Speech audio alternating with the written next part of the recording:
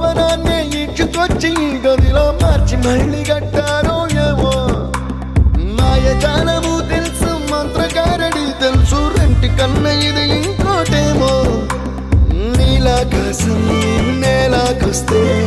ఇట్టాగే ఉంటాదో ఏమో ఈ సంతోషం దాచాలంటే హృదయాలు ఓ వంద కావాలేమో ఇంతందంగా ఉంటుందా ఈ లోకం